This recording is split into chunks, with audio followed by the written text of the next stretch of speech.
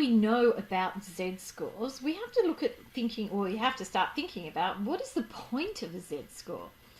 So the important use of the z-score is to compare scores from different data sets.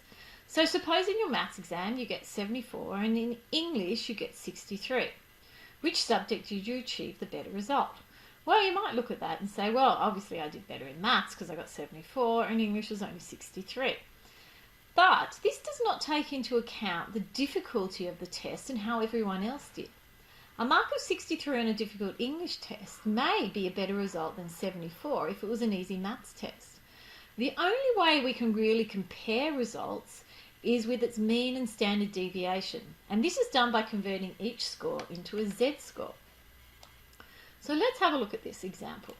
Janine scored 82 in a physics exam and 78 in a chemistry exam. In physics, the mean was 62 and the standard deviation was 10, while in chemistry, the mean was 66 and the standard deviation was 5. Remembering that these are both ways that you will see in textbooks and in exams of doing standard deviation. Okay, write both results as a standardized score. Now, remember this word standardized score. It's another word for z-score. So if you're not familiar with that, maybe write yourself a note, because it is kind of important. So if I was to do my z-score for both of these, I'm not going to do them for you because I'm pretty sure you know how to do it, so you might want to pause the video and do it. Physics, you get a z-score for physics of 2, and for chemistry, the z-score is 2.4. And so the first part is done. The second part says which is a better result and explain your answer. And because if we look at this, if I was to thinking about where everything's lying, this is my mean here with my z-score of 0. And you can see I've got my z-score of 1 and 2. So physics is up here. And then if you see chemistry, chemistry is 2.4. So that's a tiny little bit more in here, 2.4. And that's your chemistry mark here. And can you see the chemistry is much further away from the mean? And so that means that the chemistry is the better exam mark. Even though she got 78, it's because comparatively, compared to everyone else, it is a better mark. So we should say here that chemistry, or you should write something along the lines that chemistry is the better result,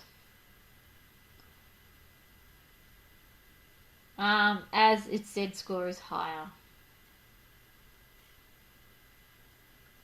And so this is the point of being able to use our z-scores by making a comparison. So let's have a look at the next one. In international swimming, the mean for the men's 100 freestyle is 50.46 with a standard deviation of 0.6. For the 200 freestyle, the mean is 1 minute 51.4 with a standard deviation of 1.4. Sam's best time is 49.92 for the 100 and 1 minute 49.3 for the 200. At a competition, Sam can only enter one of these events. Which one should he enter? So let's have a look at it. If we think about the 100 meters and we work out the z-score, if we're looking at the z-score, it's going to be 49.92 minus 50.46 all over 0.6, and you're going to get an answer of minus 0.9. So if I look at the 200 meters, I'm going to have to do a similar thing, and I'm going to work out the z-score, and I'm going to get an answer of minus 1.5, and you can check that yourselves. Now, I want you to think about this not solely in terms of these z-scores. I want you to think about it in terms of, if you are swimming a race, where would you like your z-score to be? So if I'm thinking about this, the 100 meters is down here at minus 0.9 and the 200 meters is minus 1.5. Now, which one is the better one? The better one is actually going to be the 200 meters.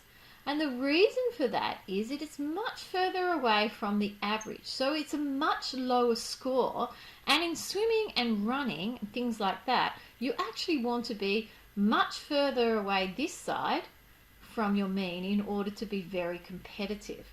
So in this instance, he should enter the 200 meter freestyle is the event he should enter. And blah blah, the event that he should enter. So let's have a look at the very last one then. Here we go. Ash's marks for maths, history and science, as well as the mean and standard deviation of her class marks for each subject, are given in the table below. Find Ash's Z-score for each subject. Now I'm not going to do each one for you, but I did work it out earlier and I found that maths was 0.3.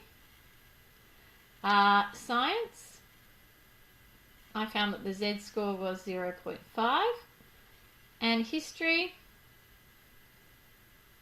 the Z-score is minus 0.8. And then it says, which subject did she perform the best? Well, you might want to think about that. Why? Obviously, it has to be science. Okay, because in this case, this is the higher Z-score. It's further away in the direction we want, away from the mean. So the answer to this one is science. Okay, should be pretty easy for you. You've got some work to do. Any questions? You know where I am.